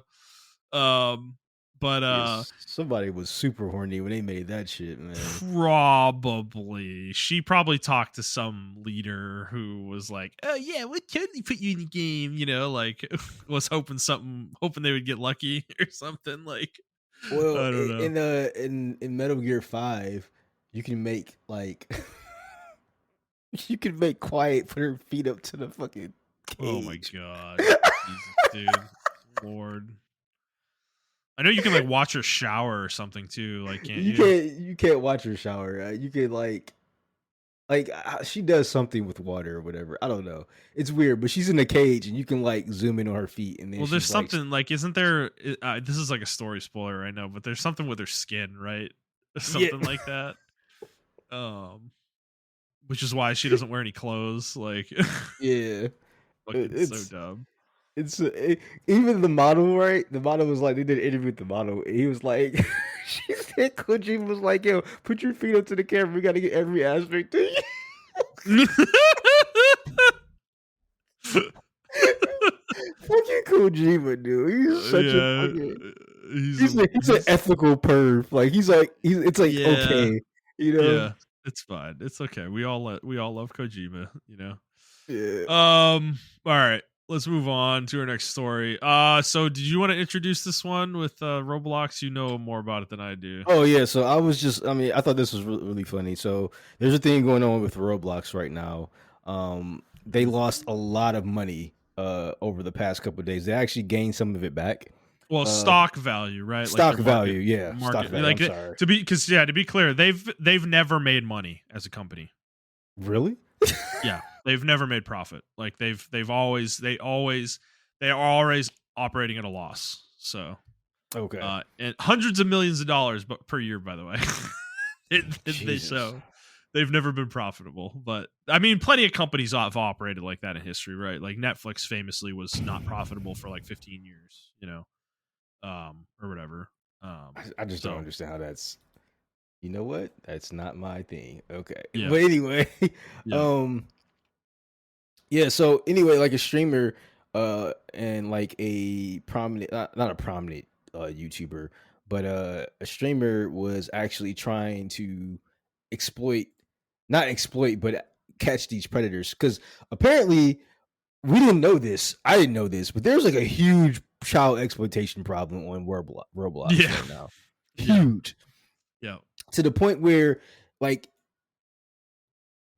if you were a predator, you knew you can go to Roblox and you can get some stuff off. Oh Like my god, that's bro. how bad it was. It was It's known like that crazy. That is in crazy. other circles. They wouldn't ban you, or you can just make a new account or whatever the case may be. But there weren't any like, they had mild, very very mild safeguards to protect the minors or whatever. Yeah. And it's so bad that even in this article, right? They have a screenshot of like, because in Roblox, if you're not familiar with Roblox, you can make games. It's like it's a sandbox of games that you can do, and you can host servers and all this other stuff like that. but it was so bad that in the game, one of the games they have like freaky escape, freaky party, surviving the Diddy in area Area 51, um, The road chi- to Diddy's. yeah, child labor tycoon, freaky Diddy edition, Oh my god. Diddy Diddy's party. world, Diddy survival, um, Oh and god. escape from Epstein Island and all this other stuff. So they have all these games, and I what's funny is I saw stuff on a timeline like related to this stuff or whatever, Mhm. not related to Mhm. this, but like just separately. And people were like, "Yo, this is crazy." But like, in some of these games, you get certain animations or whatever when you join the game. Yeah. And there are children joining these games and they are simulating themselves having sex with each other or Jesus doing Christ. some other sort of thing or whatever. But the server will be ran by adults. So sometimes there will be adults doing stuff with children in Oh the my virtual god. world or whatever the Jesus. case may be. So this was going on for a while. And Mhm. on top of that, I've seen videos and there have been reports of like um predators showing up at these children's houses and saying like, hey, like I play with your child on Roblox or whatever. I literally saw a video like that, like a real video, and she was like, you're here to see my daughter? My daughter's 12. And he's like, yeah, we play Roblox. And he's like, how old are you? Oh, I'm 38. And it's like, What the fuck, dude? so like this has been a thing for Roblox for a while, but it came to a head because a popular streamer was actually uh trying to get him out of here and get him arrested, and he was like trapping him and stuff like trapping the predators. Roblox blocked him and then tried to sue him for what he was doing. Yeah. So then somehow Louisiana Attorney General got involved in this, and they have a whole like on this article they have a whole deposition and everything of like Yeah. breaking down why they're doing this and everything of that nature. And the situation was so bad that the chief the chief of security of safety and security of Roblox uh, sold all his shares and then resigned. Yeah. So Wow. uh yeah, it's really bad.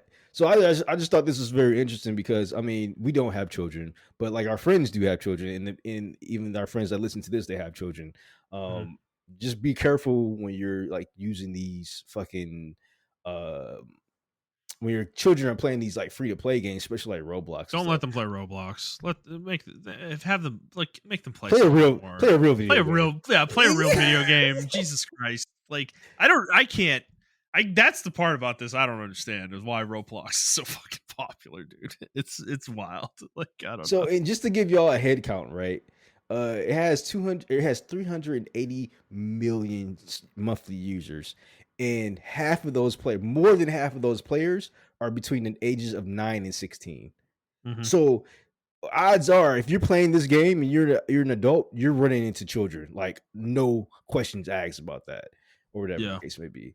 And I don't know. I always thought what I saw from like certain Roblox clips, I'm like, should children be playing this game like this? Because they have like GTA simulators, they have like all these other kind of games that are just on there, and like some kids be like selling drugs and stuff like that. Or I saw a kid walk into a party and just shoot it up because like that was where his game rival gang was at. He's like 13 talking about this, like streaming this shit. You see what I'm saying? Like, Yeah. so Roblox has the issue, and I don't.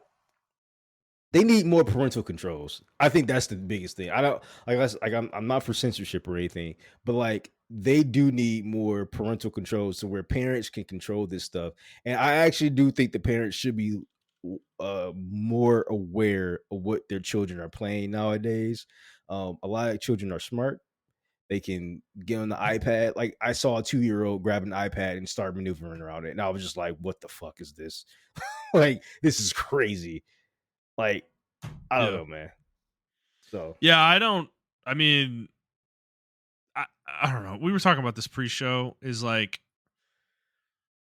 I'm kind of glad this is getting a spotlight put on it, because these companies are they don't they don't curate content at all on their platforms. Like, it's just pure, like, they just turn a blind eye to it. Like, they don't think having a curated platform is valuable. And I say this of not just Roblox. I'm talking about like PlayStation, fucking Steam are two of the bigger culprits. Like, I actually think Xbox doesn't have a choice a lot of the time because people don't release their games on Xbox, but but I do Yeah, think they you know curated what? a little bit more than I the others. I will push back. I think PlayStation is the better of all of these. No, they're not. N- You don't think so? No, bro. Have you like gone into the depths of it? Like, really searched? Like, there's so much shit. Like, they let dude they, they let so many asset flips on their store. It's fucking ridiculous, dude. Like, it's bad. Nintendo is bad, dude. No, Nintendo, Nintendo's gotten bad too. They really have. I just booted up my fucking Switch the other day because I think I'm going to play like I'm about to go through and play some of the old Zeldas like Oracle Mm. Ages and stuff, the ones Bro, I I didn't was thinking play. of doing the same thing. Oh my god, yeah. Yeah, That's so I think funny. I'm going to do that after I finish Cyberpunk. I'm going to play Oracle Ages and then play Yeah. Minish Cap and stuff like that. But anyway, Yeah. I was in the market and then like it was like great deals, Hentai Academy. And I'm like, what the fuck? Like, Yeah. Yeah. like I know my account is over 18, so maybe that's why I'm getting that because I'm like I'm over 18, so they don't really care or whatever. But I'm like, I wonder if like kids' accounts, like when they go to the market, they just show fucking Hentai Academy right there. You know what I'm saying? Yeah. Like that's crazy to me. And Yeah. it's like I don't. And it's like we'll probably like well, Montrell, it's not really going by cookies because like on my like I don't search anything crazy on the fucking Switch. Like I don't know Yeah. Right. how I can even say anything like that. So it's like it's just weird to me. Like and yeah, Yeah. you are right. The asset flip stuff is pretty crazy on PlayStation. No, I There are a mean, we were lot of talking about the games. stuff with the. Oh, sorry. Go ahead. I didn't mean to No, no, interrupt you. no there's a lot of stuff on there where it's like it's to be announced. And I'm like, oh, this game was cool, and it's just like an AI generated game or something like that. So Yeah, definitely. No, I mean, with the stuff with Steam, with we've been talking about the payment processors, right? Like, in reality, Steam should be curating their store and saying we don't want the rape game on our store. Like, yes, I don't think that's unreasonable to feel. I think the way the payment I just think it's the fact that the payment processors are like forcing them, leveraging them to take it off. That's the problem. It's not what yes, they're targeting in this yeah, particular case. But yeah, like Steam shouldn't have those games on the store to begin with, but that's on their own, QA basically, quality control for the store, that they should be evaluating these games. But these companies do not invest in teams to evaluate the games that are being put on their store. They just let them on, and they roboticized it, they automated it. You know, that there's not a human looking at these games. And if I worked at Valve, right, and I saw the rape game come through, and I was manually looking at it and seeing what it's all about, I'm pretty sure I would advise that we don't let this game on the store. Like, well, that's the but thing, right? nobody's looking at it, right? Like, they don't have people actually reviewing these games. So These companies make billions of dollars. You telling me they can't hire, no, you know? exactly, dude. You need a team of a handful of people. You don't need that much, probably. Yeah, I know there's hundreds of games coming out all the time, but it's not like you don't have to full complete every game that you're evaluating, right? You yeah. could probably just read the synopsis and see some screenshots, and like, if it's not egregious, we'll let it through, right? Like, Well, a the lot of the rape game's games. description is literally enough to flag it, I was just gonna It's say like, that a lot of yeah. those games they have it in the title, like Yeah, like it's I don't know, like my cute girlfriend that I raped. Like it's like it'll be stuff rape like night or something. yeah, Like, yeah, like, it'll be it's stupid shit fucking like that, and it's like you can't moderate that. You can't. dude, like, You have to have seriously. AI look at that. Like no, you can have a human being. If you get a human being to moderate your service, it, everything would be better. Like if you just get Yeah, I human agree. beings to do that stuff. So No, and the Uh, games should have to pass some kind of bar of quality that you have, right? They shouldn't be asset flips, right?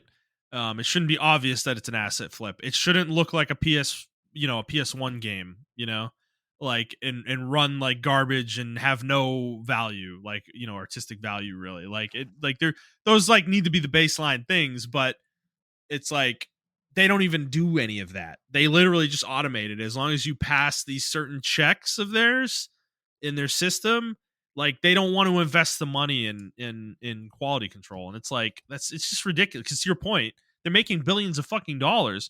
Sony every financial quarter is just gloating about how much fucking profit they're making now compared to how they used to. It's like, bro, let's put a little bit of that into curating your store, maybe, like nah, man. Life of Black Tiger shouldn't be a game that you allow on your fucking store, but here we are. It's just I don't know. Nah, man. Why do that when I can just get AI to do everything? Yeah, Why I don't know. hire somebody to do something when I can just get AI to do it? Dude, yeah, it's depressing, and it's like that's why it's like it's good to see some governmental intervention. I mean, obviously, in this particular case, this is really bad stuff. This is literally like predators, fucking pedophiles and shit, like hunting Yeah. kids on video games. Like that's really dark. And it's embarrassing for Roblox that this came out like this. Like, what an absolute indictment on them as a fucking organization. And I was reading a Reddit thread, people were talking about, and bro, like the whole thread was like, yeah, they deserve this. They absolutely deserve this. Like they don't put any effort into, protecting their fucking users from this shit. And so it is what it is. You reap what you sow. Um, so yeah, I mean, we'll see what happens with it. If Roblox does anything, but clearly the market reacted poorly to it. Um, so yeah. All right, let's move on. Light of Motorom. I hate this game's name. Please change it, or just, I mean, hopefully the game gets canceled because Sony's suing them. But the fucking you know, with Sony suing them, they have it has been found that they have changed a bunch of shit on their Steam page after this lawsuit came through, and the speed with which they did this is really hilarious. Because it's like you could have done this anytime before Sony, sued you, but so yeah, they changed a bunch of screenshots. They changed the description. So I'm going to read the two descriptions just to give the differences here. So, quote, this is the original description. Quote, in a world overrun by colossal machines, explore the vast open world, build your base of operations, advanced technology, train mechanimals, and take on formidable bosses.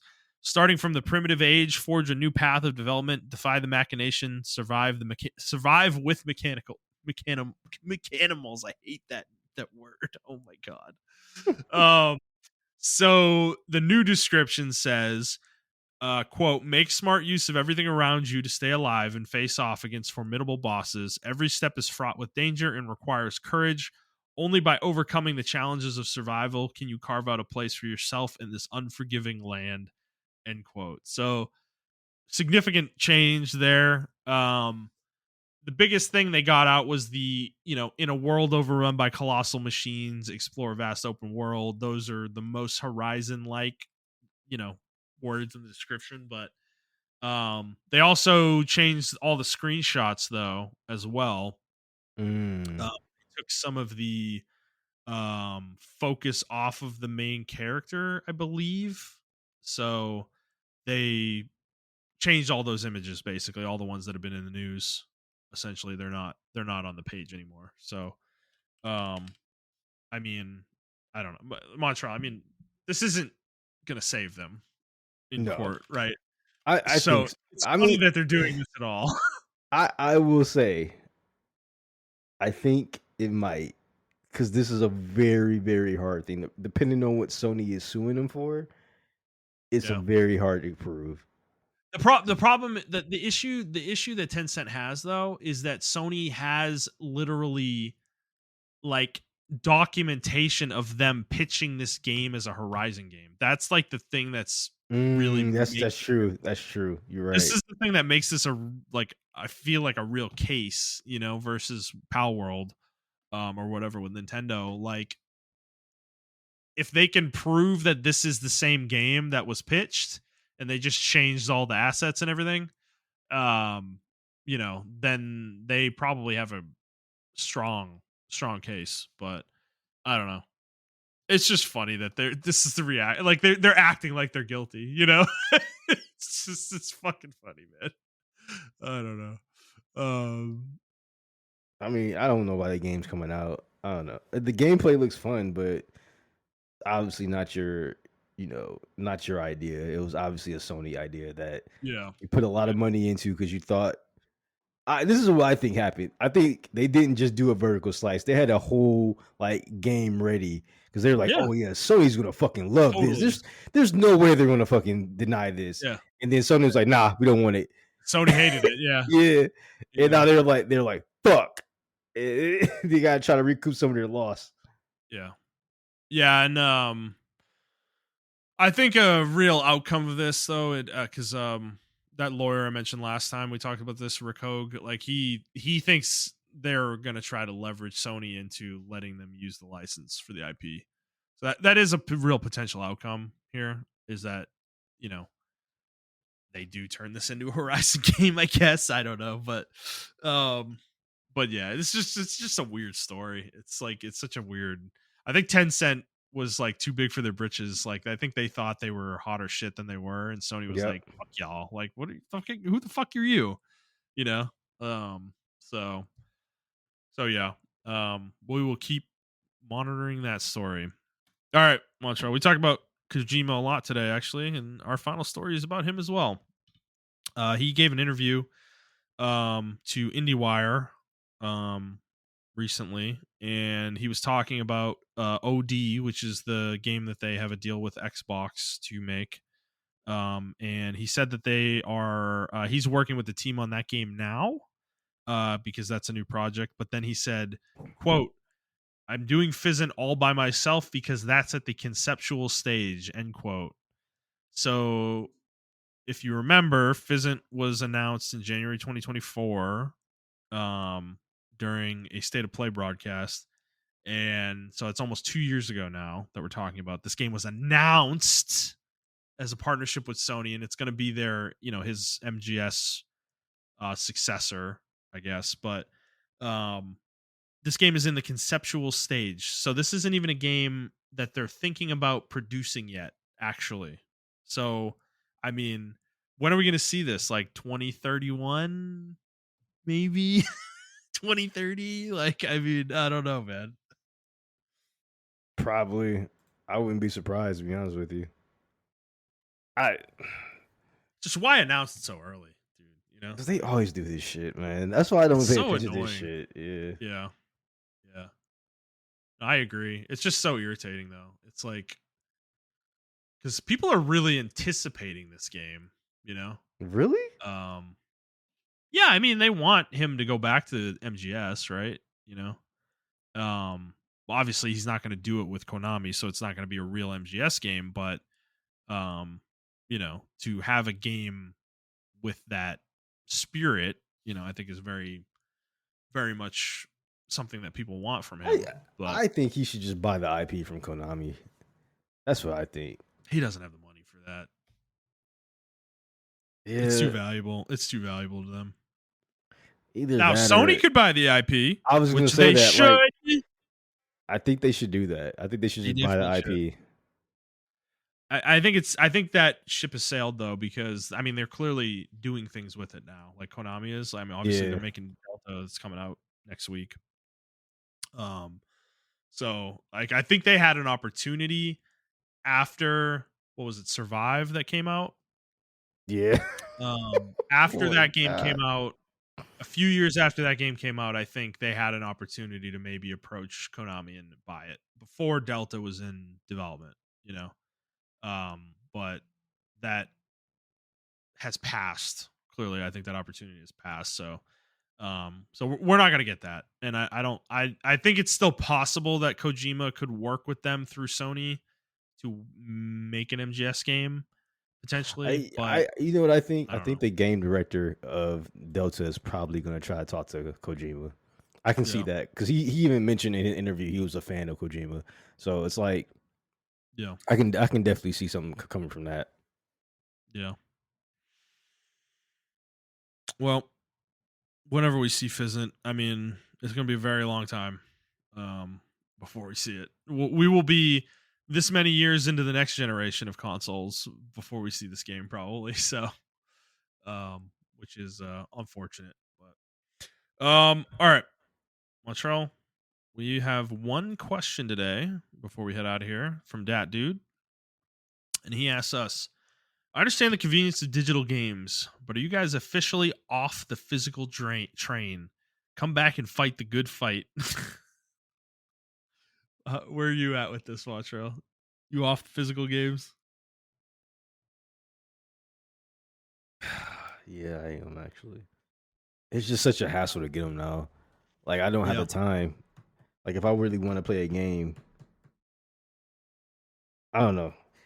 Like I can probably order it from Amazon, but like a lot of the games that I do want to play But you might are not get like it on release. You might not get it on release day if you order from Amazon. yeah, and the games that some of the games I do want to play, they only have digital releases now. So it's Yeah. like I don't know, man. Like how do you navigate that? And I agree with them. Like I need to stop being a bitch and just buy these games physical. But it's also like when I get the physical game, it's Yeah, but dude, I think the disc is blank. I honestly just think it's a it CD key. is in most cases. I mean, dude, you're gonna have this issue when you get the Pro because it doesn't come with a disc drive. So, I mean, maybe the person has it that you might buy it from if it's used. But, I made the choice last year when I got the Pro that it's over. The physical games for me are done. And Well, not doesn't on that Nintendo. does it come with a disc drive you can buy separately, right? Yeah, you can buy it separately and put it in. Yeah, but it's like Okay. $100. And Uh, I was like, fuck that. It's not worth it. And I just decided I'm going digital with my library, and I really haven't looked back. I don't really miss physical games. Like, I miss how easy, like how cheap they are to obtain. I now have to like kind of focus my game purchases more around the sales on PSN, obviously, because that's the only time I can get them at a discount. But other than that, it's not really a huge problem for me, you know. So I and to your point, like I just all these things have added up, man. It's like physical games just don't have any value anymore. And yes, you can sell them. That's one of the big advantages of them still, but um to what you said, in a large amount of cases, like the game isn't even on the disc, when you buy it. You're just buying what is essentially a physical key that you have to put into your console in order to play the game, even though you're downloading the game from PSN, which sucks. It actually makes it worse than just having it digital, because at least when I have it digital, if I go to another PS5 or go to somebody's house, I can download a game on there as long as I log in, right? Like, yeah, there's like a limit to how many PS5s your account can be connected to and all that, but it's still doable, right? Whereas if I wanted to do that same thing with a physical game, I'd have to bring the physical game with me, and that's not necessarily always convenient to do. So, it's, I don't know. It's just there's not a reason anymore. And I, you know, I love the sentiment here, fight the good fight, but the fight's been lost. We lost, guys. Like, it's been lost. Um Sony said this, I mean, Capcom has said this, like 90+% of their game sales are digital, for all of these companies. This isn't like Nintendo is the one bastion of physical left, really. And even they're starting to move away from it, with the game card thing, the key, whatever the fuck that system is. Um, you know, and I don't think they're gonna be I think eventually they'll get rid of physical too, you know. Not entirely, but they're gonna be in the same boat that we are with Sony and Microsoft now. So I don't know. That's kind of where I'm at with it. Once you make the switch, yeah, you're gonna build your library back up a little bit. But I mean, the sales on PSN are super good. Like they've been equivalent with Steam with this stuff for years now. Um, so it's very easy to get games for $10. When they have a big sale going on, and they always have sales happening. By the way, it's pretty common on PSN nowadays. So it's not. I don't know. It's just kind of is what it is. But um, it's that's where I'm at with it. I don't know. You have anything else on it? No, like I understand. I really want to keep fighting the good fight, but yeah, like Justin said, like unfortunately, bro, like they just don't care. Nobody cares anymore, man. Like the newer generation, especially, doesn't fucking care Yeah. at all. Yeah. So Yeah. Yep. So unfortunate. All right. That's all we got, Montrell. Anything else you want to talk about before we head out today? nope, that's it for me. Actually, I forgot. We could do guess the meta score. Why don't we do 2 games? Metal Gear Solid Delta.